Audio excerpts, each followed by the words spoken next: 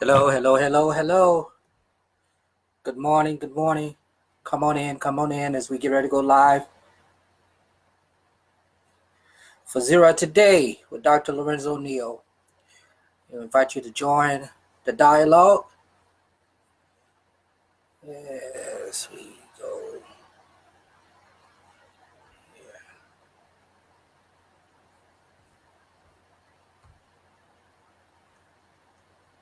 Your show will go live in 5 seconds. 4, 3, 2, 1. Blog Talk Radio. He's a man who's going to tell you like it is. You can never be afraid of something that you don't know about. Now that's ignorance, and for us, ignorance is not bliss. He's a man who's not afraid to talk about the real issues and not skate around it. Don't you think it's about time that you got tired of where you are? I mean, you have got to be ready for God to do something for you and let him move. He's a man who loves his God, his country, and his people. I'm going to be honest with you. I'm not too fond of the political state of the world, and particularly the U.S. as it is right now. But if you want change, you have to make it happen. You can't keep settling for less than what you ought to have.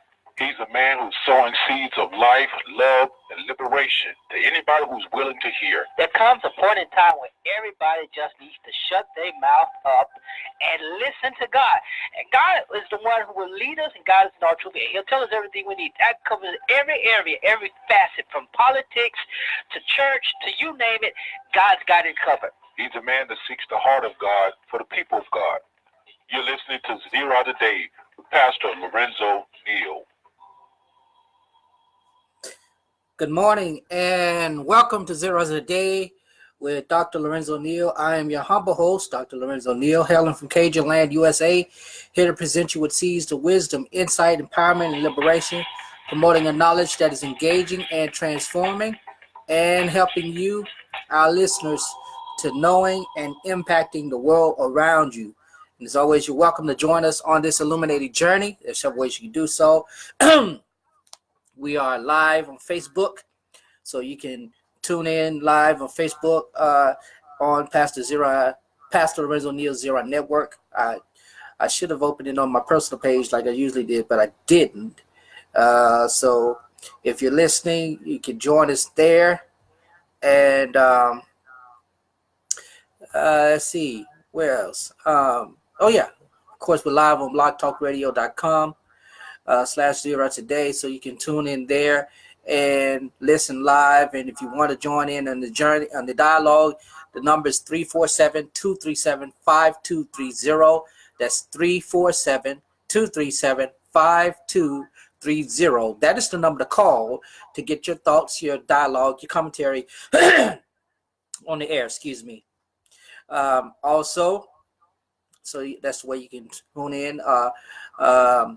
We're on social media. If you want to follow us on Twitter, we invite you to follow us on Twitter. The show handle is @Zera Radio, ZERA Radio.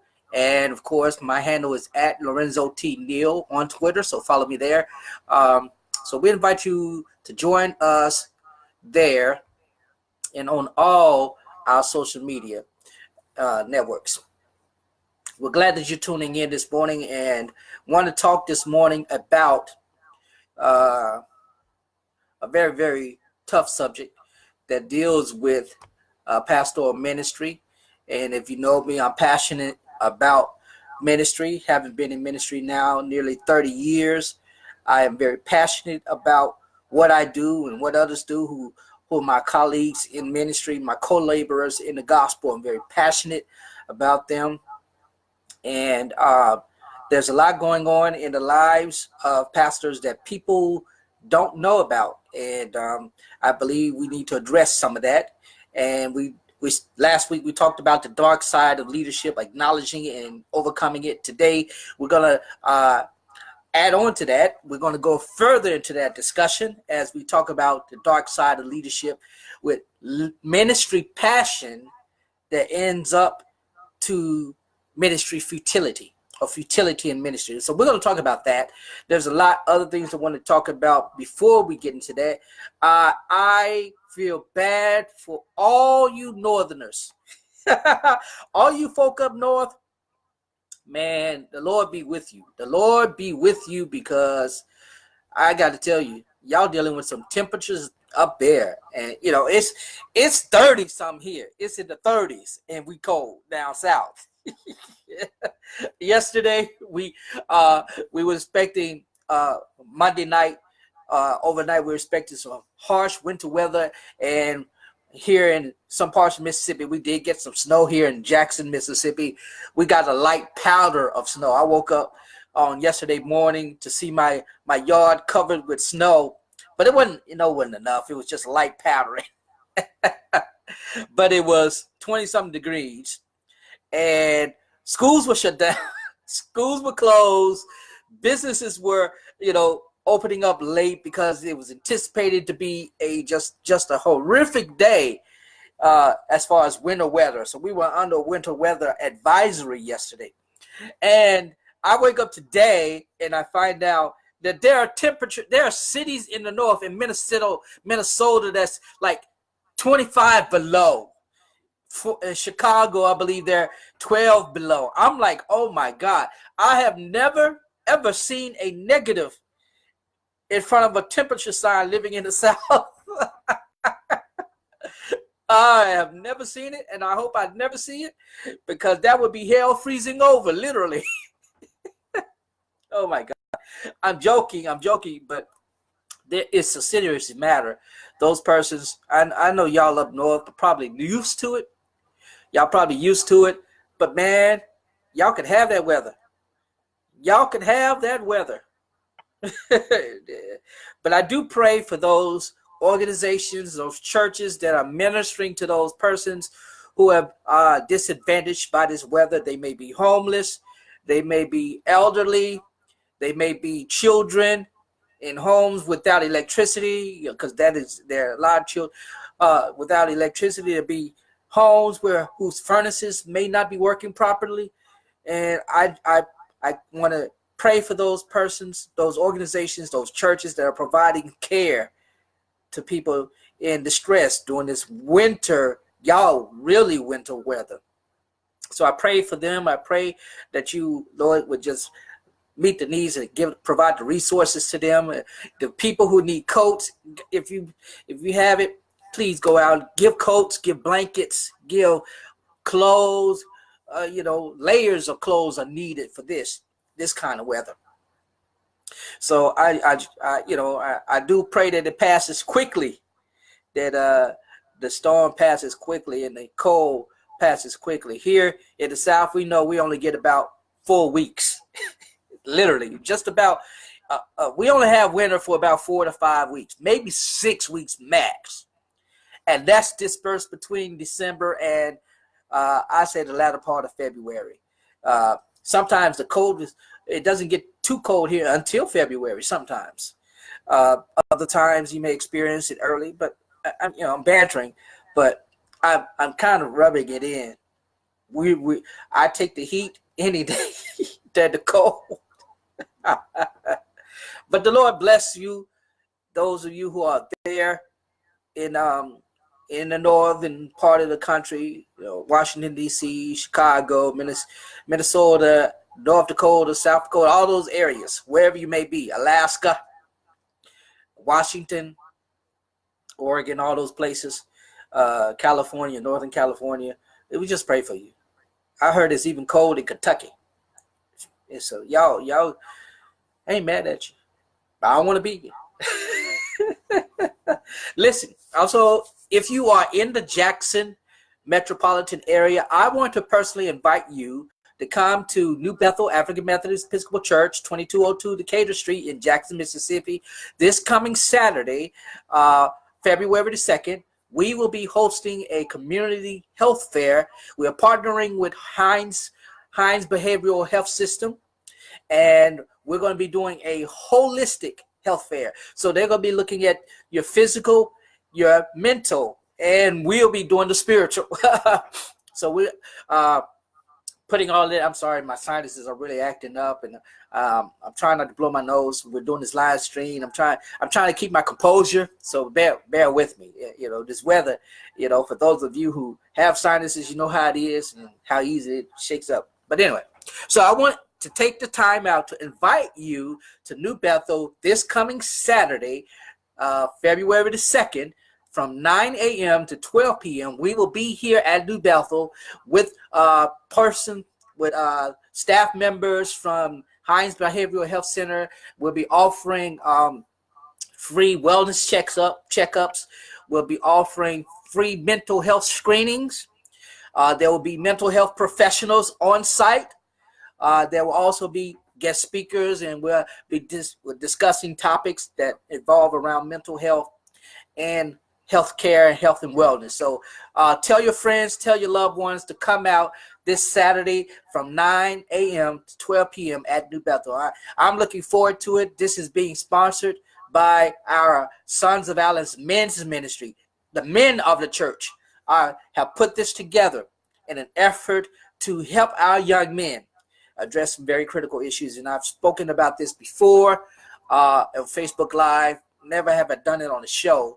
But I believe part of the issue that young black men are experiencing leading to such aggression and rage is this they're unaware of themselves.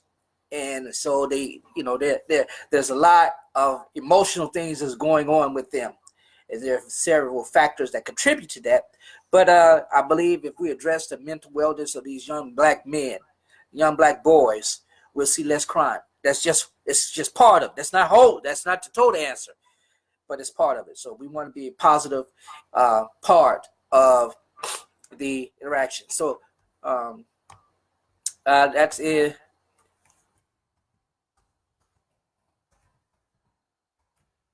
Typing something. Give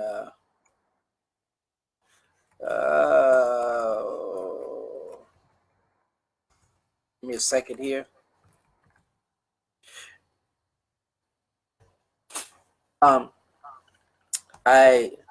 Because I didn't do the live stream on my personal page, I'm having issues trying to share this thing here. So anyway, I'll figure it out. But we're glad you're tuning in. Again, when invite you to join us Wednesdays at 11 o'clock. We're a little delayed today. Apologize for that. But we usually do Wednesdays at 11 o'clock. And we will be getting into this topic because I may not do a full hour-long broadcast today, but I do want to get into this discussion. I've been disturbed reading some headlines recently. I like to read the Christian Post. It's one of the leading Christian news outlets. Excuse me. One of the leading Christian news outlets, the ChristianPost.com. So I go there to get updates of what's happening around the world regarding the church.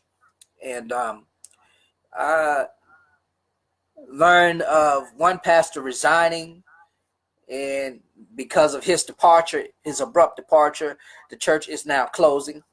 Then of another pastor who took his own life. And so Pastor Jim, what's Jim's name? Hold on. Jim Howard, who's pastored in California, committed suicide, and Pastor Davy Blackburn of Indianapolis left his church. And both of them are very, very interesting case studies of people who are passionate for ministry, but that passion leads to futility, emptiness.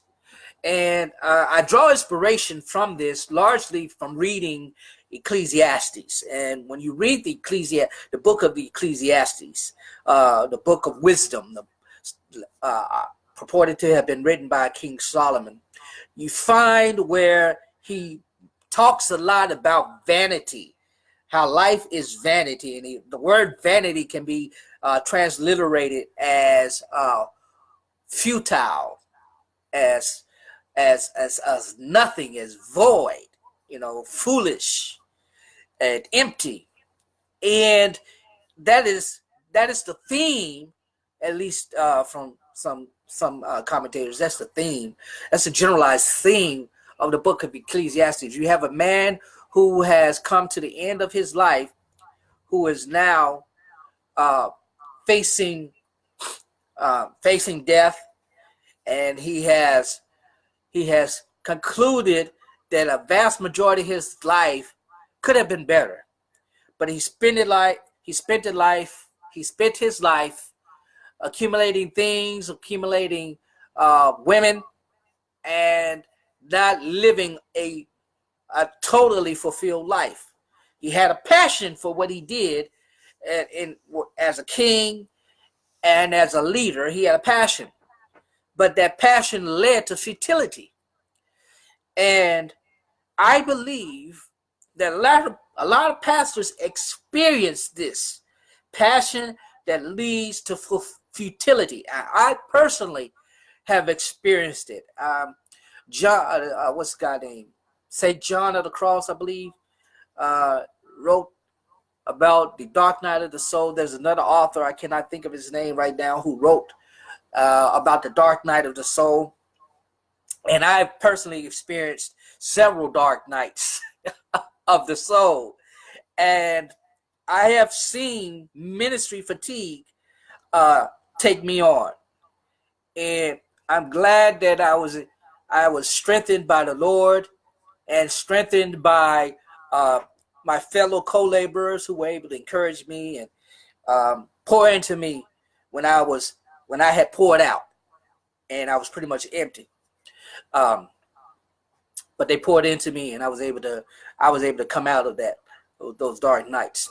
But there are some pastors, there's some ministers who never do, and that passion leads to futility, and that is expressed in several ways. It's not just expressed in death. Sometimes it is expressed in sexual immorality, and that everything that comes with that, including pornography, adultery, fornication, all kinds of things, that we would say would be sexually inappropriate, morally inappropriate. So sexual immorality is one of that. Addictions, gambling, drinking. I don't want to say marijuana. Some folks say marijuana is addicting. I'm quite sure it is.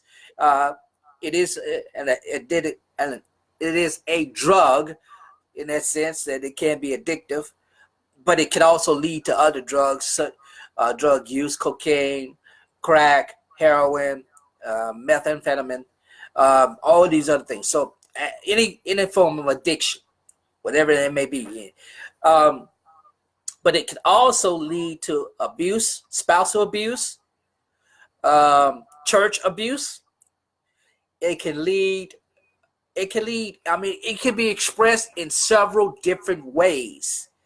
And when it is expressed, it's usually has topped out. It has already gone the part where folk have, they've come to the end of the rope. And in the case of Pastor Howard, it ends up in suicide. In the case, and here's a very terrifying statistic. In the last 8 to 13 years, nearly 60 pastors, prominent pastors, have committed suicide. Think about that for a moment. Now, statistically, that's a large number. When you condense it and you see it's statistically large, it's very significant.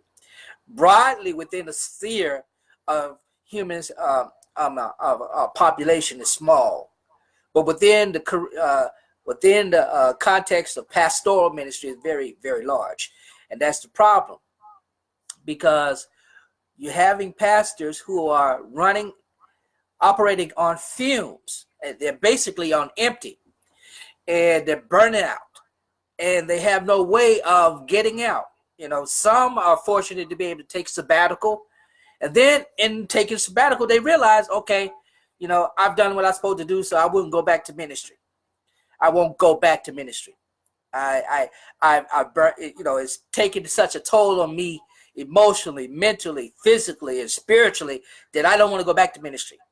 And then there are those who don't have the opportunity to have a sabbatical. They are forced in so many ways to keep up the act, to keep up the impression that they are strong persons, and they may not have anybody to assist them in ministry. One of the biggest things that I face in my ministry is that I don't have assistant clergy. I have retired clergy who come in occasionally and assist me when I need to. If I have to go out, and they'll fill in for me. But I don't have, I've been to, I don't mean to interrupt my flow of thought, but I've been to churches, and there's the pastor, and then there's like 14, 15 other assistants, in the pulpit. And they're just there, and they don't get to preach. And when they get to preach, y'all know how, you ever seen the assistant preacher preach? When they get that opportunity, they got to show out, so their sermon is going to be an hour and a half long. I'm exaggerating. Hi, April. I see you. Thank you for joining. I'm exaggerating, but that is the truth. It really is. It really is the truth. They get that once they get, because I've been there. You don't preach. You may get to preach once every 2-3 months or once a quarter, and you're just excited. You got to show everything that you know in one sermon. I don't have that luxury of having assistants. So I usually I am preaching 44 to 48 weeks out of the year, which means I only get I'm not throwing shots, April. I'm not throwing shots. I'm just saying. I'm just saying there's a lot of preachers who, they waiting for their turn. So about 44 to 48 weeks out of the year, I am preaching, and that takes a toll. It takes a toll mentally, because you have to prepare, you have to spend time working your craft, designing your sermon, studying, and making sure that you are internally prepared to present it. And once you present it, once you're preaching, it takes a lot of energy out of you, especially if you're preaching in the black church. It takes a lot of energy to preach in the black church, even to teach those preachers, those pastors who don't raise their voice, and they teach like, here, let me present you this. Here's point 1 I want to make, point 2 I want to make. It's aware on the mind and the body, But those of us who like to tune up every now and then, you sweating. I find myself sweating every now and then, and I don't intend to preach as hard as I do sometimes, but I do. And man, when I get home from the church, I'm the first person to arrive at the church, and usually the last person to leave. And on Sundays, when I get to the house, I'm down for the count. And I had one very, very wise elder pastor tell me, said, Neal, this is what I used to do when I was pastoring and when I was presiding elder. Sundays, when I come home, I don't do nothing. If I don't have a program to preach at, if I don't have to go to a program, even if I'm invited and I want to go, I make the acknowledgement that I would like to go, but if my body is just not there, I ain't going. And I have started to appropriate that in my pastoral ministry. And so, I would come home, and sometimes I get on the couch and we'll be able to get up. Other times, I don't even get on the couch. I just come home, get undressed, and get straight in bed. Turn the lights off and just go to sleep. And sometimes it's a good time. Sometimes I sleep very well. But there are a lot of pastors who are similar to me. They don't have a staff. They don't have extra help, and they have to put out all of that energy. Now, if you imagine you're putting energy into church administration, you're putting energy into pastoral care and counseling, where you're praying for the pastor, praying for your members, and visiting the sick and shut in and all of that. And you're putting care into preaching, studying, as I stated before. That's a lot of time. And add to that, if you're bivocational, if you are a bivocational minister, means you have to do all of the above in addition to working a full-time job. Then add to that, if you have a family, if you have a wife and children, especially young children, can you imagine the stress that I pray constantly for my brothers and sisters who are newly married in ministry, who have young children in ministry, and are bivocational in ministry. I pray for them. I pray even for those who have grandchildren that they look after, who are in ministry, because it is so burdensome. It is very burdensome. I kind of got it easy because it's just me and my dog. But I the stress is the same, even though I do not have the same degree of stress as those, as I stated earlier, who are married with children, young children, those who are bivocational, those who are, I forgot about those who are in school, and pastoring. Let me tell you, when I was in school, working on my doctorate, matter of fact, I've been pastoring, and I have been in school consistently since I've been pastoring. From seminary, I was in seminary and grad school at the same time, between 99 and 2002, or 2004. I was in seminary and grad school at the same time. I was a graduate teaching assistant at the University of Arkansas at Little Rock in the day, and then in the evening, I crossed the river and go over to Jackson's Theological Seminary in North Little Rock in the evening for class. And it was really tough because I was married at the time, I was pastoring at the time, didn't have reliable transportation all the time, and there were times I literally would catch the bus from the university over to the seminary, wouldn't have a ride home, and hoping that one of the students or a couple of the professors who lived close by me would drop me off at home. And they did that. They did do that, but it's tough. And so there are a lot of people in ministry who have passion. And there's nothing wrong with having passion. As a matter of fact, I love the fact that people have passion, because that helps me, that helps them know who they are, what they, that they have a purpose for what they're doing. Man, I don't know if y'all can see it, but I hope you can't see it. But, this sinus got me draining. And so when I get home later on today and I ain't got nothing else to do, I don't believe I have anything else to do, I'm making me a hot toddy. I got some brown liquor already on hand. I don't drink it. The only reason I keep brown liquor is because I know this season is coming. And when the fall, transition from summer to fall, my sinuses act up then, and then the transition from fall to winter, sinuses act up even worse. So, I'm glad it hadn't turned into an infection or upper respiratory issue or bronchitis, because the last 2 years, that was my problem. Anyway, I digress. So I keep brown liquor on hand to make me some good hot toddies. Brown liquor, honey, and lemon juice and lemon. I actually would buy lemons, man. Whew. And that cleared me up. And matter of fact, some Sundays, not too long ago, a couple of Sundays, I couldn't preach, man. Cleared that right up. I was sober. I still was able to preach. No slurring. Anyway, I digress. Almost lost my train of thought.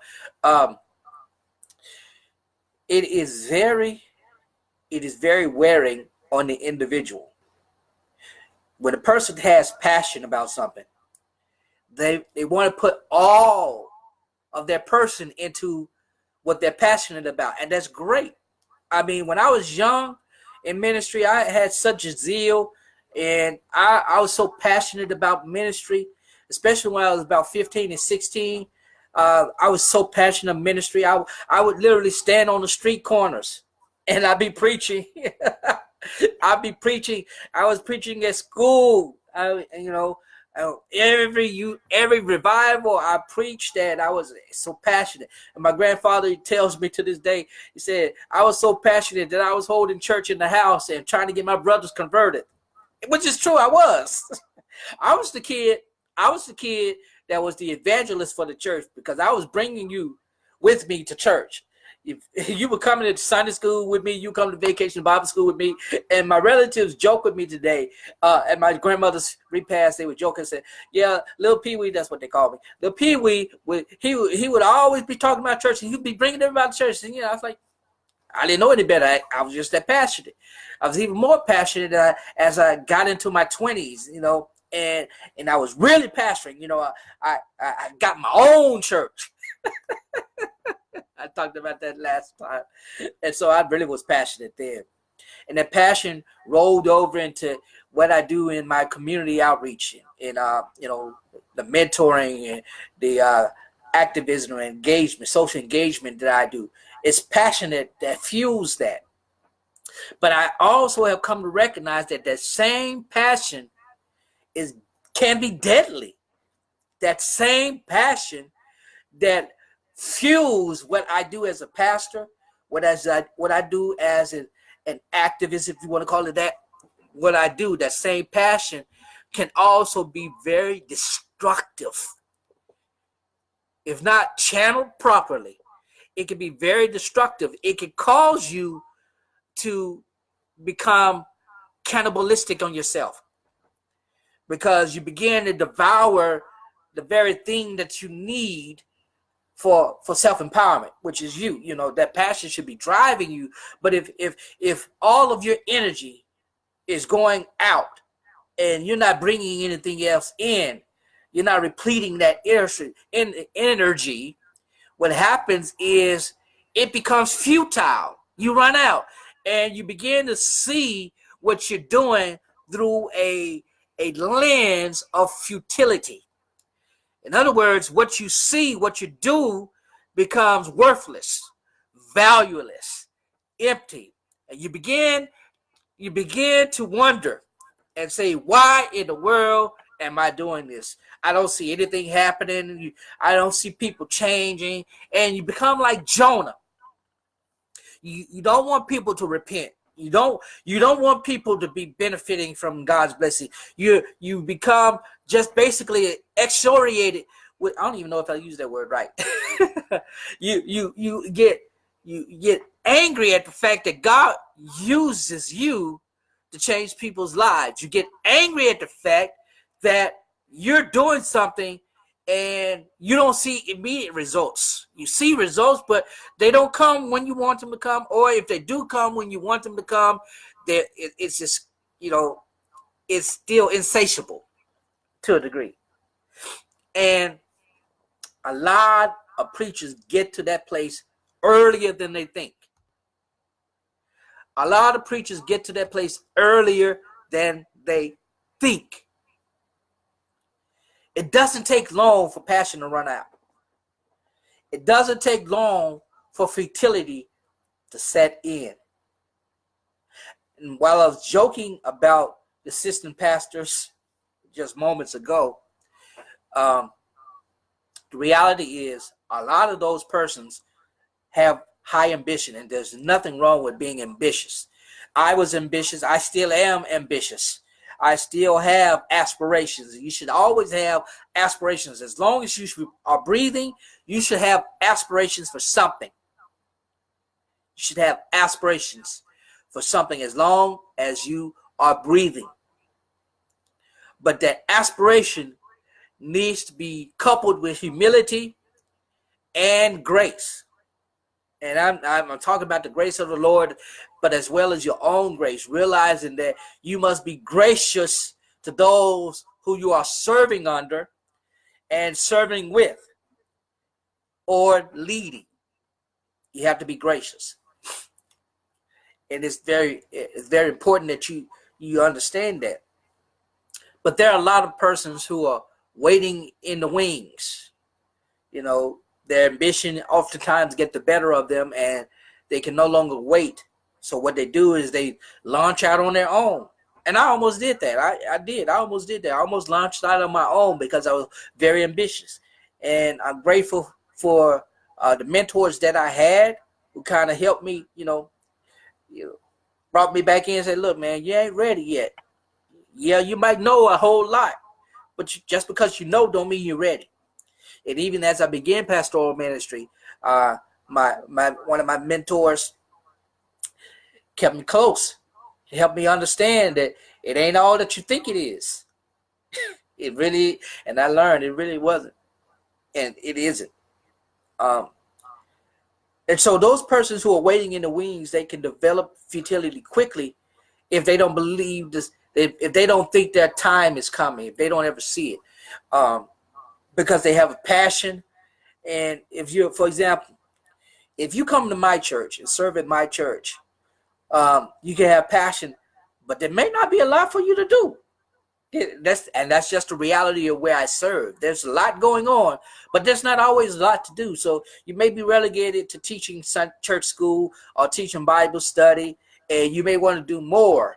And I have to tell you, you can create it, and we can see if it works. And if it works, then run with it. The Lord will bless you, and I will bless you if it's needed. But aside from that, there's not much to do. I serve in the church that I currently serve. We have a lot of seniors and elders, and so we, the ministry that we do is relegated to meet their need. And we're trying to open up where we are having a broader sphere, and we're having more people come in, young adults and children. And so as the need increases, then there'll be plenty to do, and I'm praying it happens. But those persons who have ambition and they don't see the desire that they have coupled with the ambition that they have coming to fruition quickly enough, it can work for them if they're humble and they're patient, or it can work against them if it's driving them to the point that they say, well, I'll just do it somewhere else, or I'll just do it on my own. And it may not be ordained for them to do it. And even if it's successful, if I've seen efforts, and I'm trying not to insert myself into this too much. Please forgive me. I'm not trying to make this about me. These are some observations that I observed, and as I recall them, I'm articulating them and presenting them.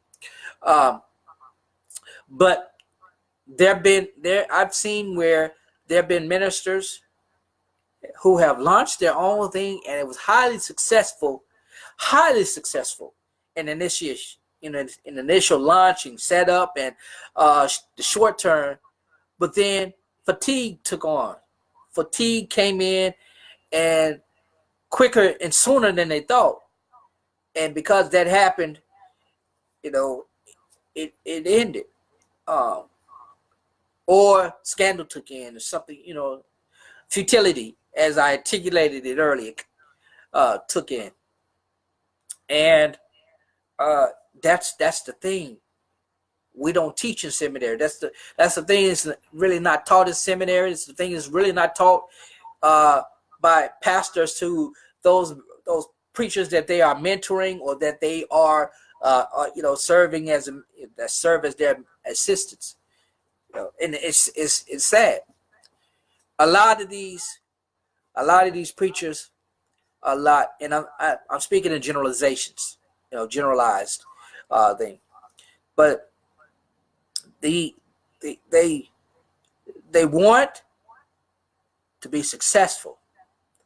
They want, because of now social media allows them to be able to exploit themselves sooner than at earlier time. They can create a whole ministry online, and it blows up. It can have thousands of followers within a couple of months, or or not even years. Sometimes, if you do it right, you can have it within about months, or you can buy them. I understand you can buy followers. No, I'm just kidding. I don't know. But it leads to futility, it leads to burnout. And let me go back to the two pastors that I mentioned, and I also throw in John Gray in here. Throw in John Gray because he admitted having thoughts of suicide after uh, um, revelations of his infidelity or whatever it may have been. We're uncertain because there's been no evidence to it. Whatever it may have been, uh, he admitted that he had thoughts of suicide, but that he did not attempt it, as some were reporting that he attempted suicide. He stated explicitly that he did not attempt suicide, but he had got to the point where the thoughts were there, and he wished upon himself death. But the reality is that pastoral ministry is tough in and of by itself. By itself, pastoral ministry is tough. I don't know of any pastor, especially one who's been pastoring for at least a decade, be it at their own church or an established church, who has not faced the challenge of questioning the futility of their ministry, why they do what they do. And in some cases, it can be very, very empowering. It can be relieving. It can be sobering when they actually say, okay, this is why I do what I do. I do this because I have been affected, or I've been impacted, or such and such. Or I do this because I don't want to see anybody go to hell. I want people to be better. I want people to live that better life, or something, whatever it may be. But the ultimate thing is, how will this affect them? Will they end up, as the writer in Ecclesiastes, basically contemplating the emptiness of their existence, the emptiness of their life, the emptiness of their ministry? Or will they be empowered by it and say, why art thou cast down, O my soul? Put your hope in God. The pastor, Jim Howard of California, who took a gun and killed himself, the family stated that he wrestled with mental health issues for a long time. And for whatever reason, he could not, or he did not, seek out help. He relegated himself to prayer, fasting, and support of the church. The other pastor, Pastor Blackburn, his wife and unborn child were killed in home break-in, and he had to deal with that and the emotional trauma that accompanied that, along with his ministry. And he remarries, and the scar of that death and his ministry still troubled him, in addition to the revelation that the ministry had not been faithful stewards or good stewards of the finances. And he stepped down abruptly from leading the church. And because of his abrupt departure, church leadership came together and they said, look, we can't keep the church going. He hadn't even begun a week. And they say, we can't keep the church going because we haven't been faithful stewards. We have not stewarded the resources that God had provided to us through tithes and offerings and all of that. And because of such, we can no longer sustain this ministry. So they voted to dissolve the church. That's a hard decision to make. And think about, again, these are thousands of people who have been impacted by the loss of this, the church dissolving and the pastor committing suicide. Thousands of people affected by this.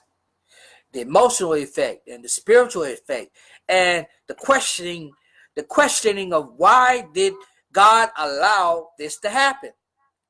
Why did God allow a man who lost his wife to lose control of church spending. They didn't, according to report, they didn't spend it, any, appropriately. They just weren't managing it correctly, and because they weren't managing it correctly, their debts were greater than their income, whatever the matter was. And so the church saw the leaders like, it's futile for us to continue. Why would we continue when we know that, membership is declining, people are leaving because he's gone, and, what's the use? And with the pastor who committed suicide, and over the years, as I stated, dozens of pastors have taken their own lives. And the question is, why would God allow the person to experience such dread? I've experienced the dread of human existence more than I care to admit. And even in the darkest moments, when those, just like John Gray, when those moments of thoughts were there, and you get captured in the emotional aspect of the moment of life and the existential crisis that you are experiencing, and you want to give up. I know what it's like. But that leads to people saying all of it is futile. When I spoke at the Black non-believers anniversary, not 5 years ago, the 5th anniversary in 2016, I was the only Christian there. Well, I think that was not the only Christian there.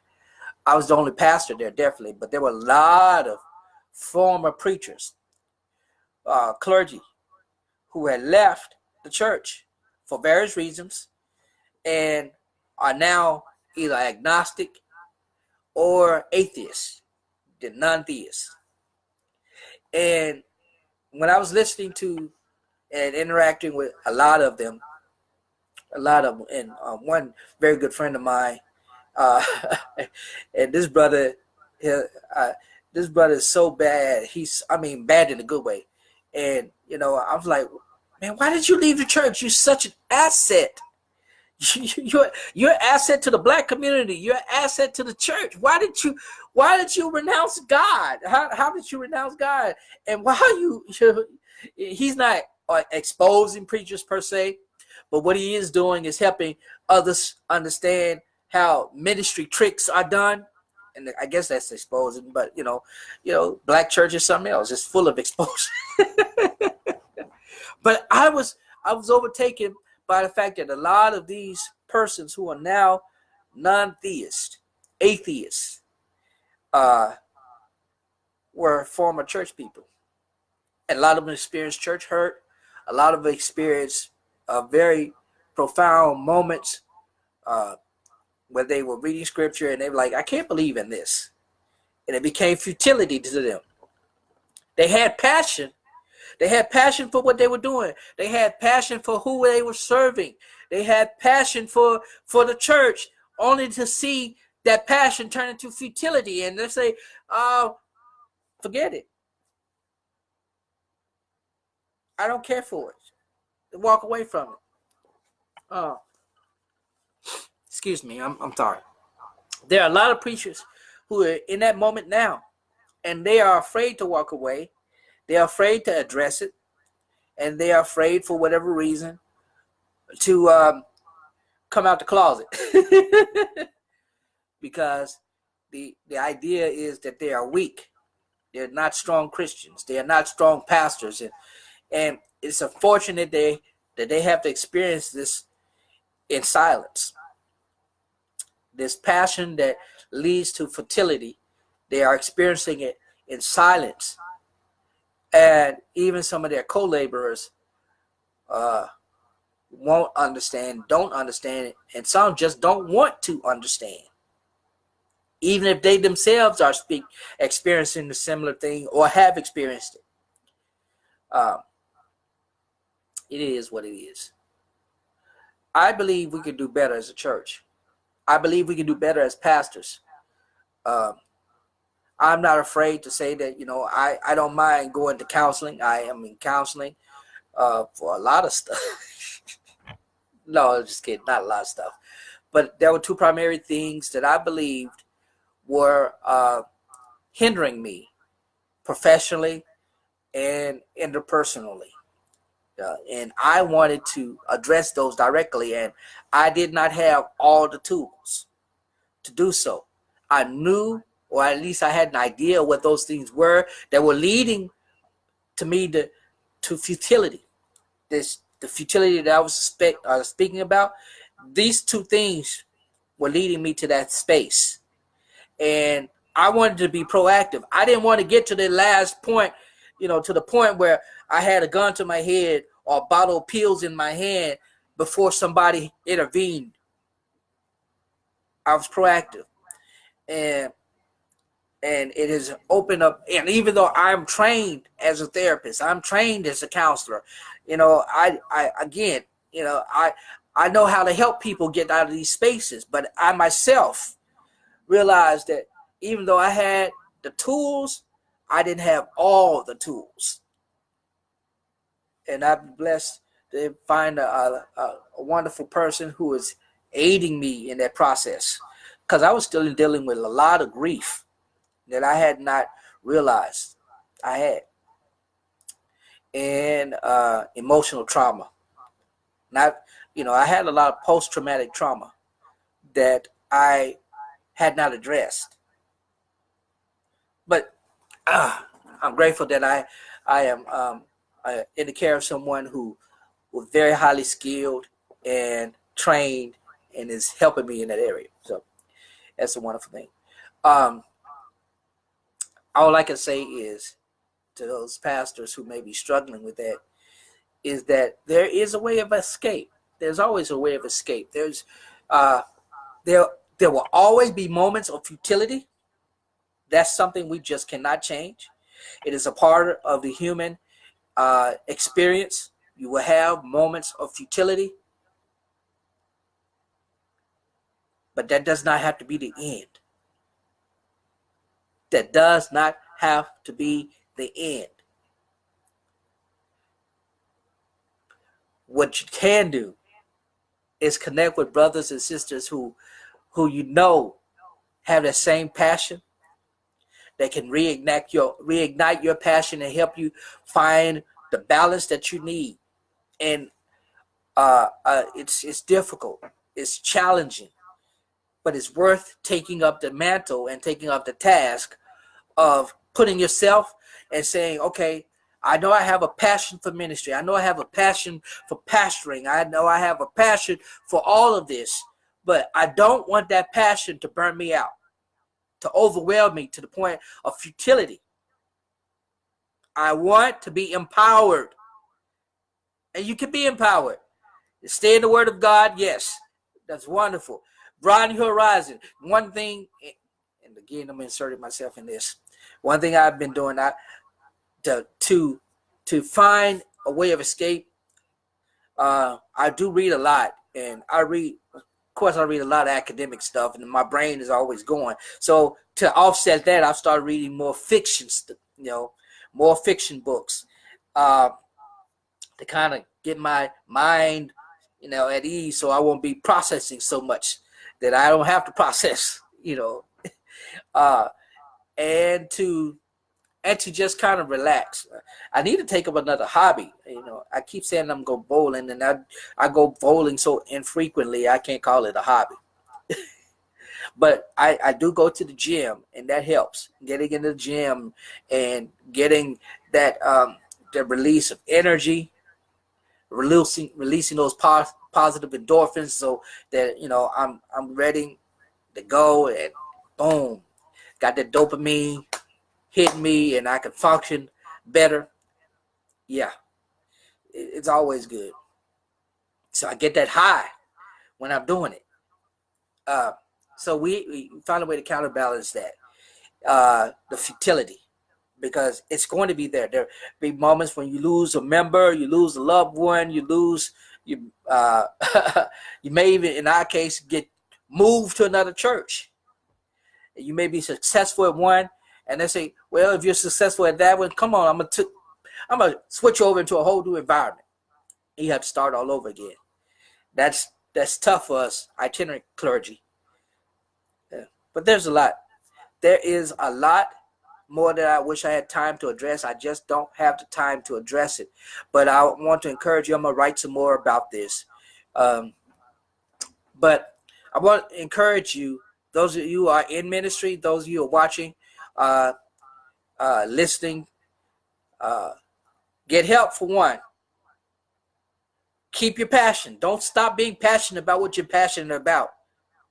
And acknowledge to yourself that the futility that you have experienced, you will experience it again. It will happen. It's inevitable. It's going to happen. It comes in cycles. So it's going to happen again. You must just prepare yourself to engage it in a positive way so that when you know that it's coming, you're proactive, you're engaged, you're proactive, you have the tools ready, necessary to face it. And lastly, get help. There's nothing wrong with it. Nothing wrong with it. Don't let that futility, once that passion runs out and it leads to futility, don't let that futility cause you to harm any man or any woman in any capacity. Don't let it come into harm or abuse to your wife, your children, or your church members. Abuse to yourself by way of addictions or anything of that nature. Don't let it harm yourself or anyone else. It doesn't have to be that way. It really doesn't. For those of you who are on the live, I want to invite you. I do counseling. I do provide counseling, but I want to invite you to join me. I do intense counseling, one-on-one with the self. If you want to know more, if you want to better your interpersonal skills, your interpersonal relationships, I can help you do that by helping you know yourself and differentiate. I help you become a highly differentiated person and differentiated self. I want to be able to help you do that, and you connect with me. We'll make that happen. So I want to invite you to, again, as stated before, if you're in the Jackson metro area, come out on Saturday, February 2nd from 9 to 12. We'll be having a community health fair on the campus of New Bethel AME Church in Jackson, 2202 Decatur Street. So we want to invite you to come out. Also, the following week on February the 10th, February the 10th at 11 a.m., our Sons of Allen Men's Ministry will be having the annual Men's Day, and we're excited about that. We want to invite you out to that. Also, I want you to be able to join me, support me, support the work that we do here with Zira, all the work that we do. You can do so by supporting us on Patreon. You can be a patron for as little as $1 a month. Go to patreon.com/Lorenzo T. Neal, and you can support there. Also, you can do PayPal me at Lorenzo Neal. Lorenzo Neal. And you can support us with all we do. We invite you to join us again Wednesdays at usually at 11. That's when we try to do it. Also, two of my buddies have books out. Dr. C.J. Rhodes has a book out, Several Principles of Leadership. I've read that. It's a great book, easy to read. If you are curious about leadership, if you are a leader, he presents 7 principles that I believe are wonderful for you. So go out and buy that book. It's on Amazon, and you can get it in other outlets. Also, my boy Roosevelt Wright has a new book out, and I forgot the name of it just that quick. And he did a live stream last night about it too. It's his 5th book, and I just want to support him. So you can go out and look him up, Ro Wright, WRIGHT on Facebook, and you can hit him. He has, he's doing some wonderful things. He and his brothers with the Congo Network. Say, hey, shout out to them. Also, support me. If you haven't got the copy of my book, A Breach in the Family, go to Amazon.com or my site, LorenzoTNeal.com, and you can order a copy of that. Also listen to some sermons and read articles that we have. There's plenty up there on my site. So go out and support 60 me. seconds. Follow us all on social media, on all our outlets. We want to invite you to join us. We'll be doing this again, the Lord wills, next week. Till then, this is Dr. Lorenzo Neal, tuning in, tuning out. God bless you. God keep you. I'll holler at you later. Deuces.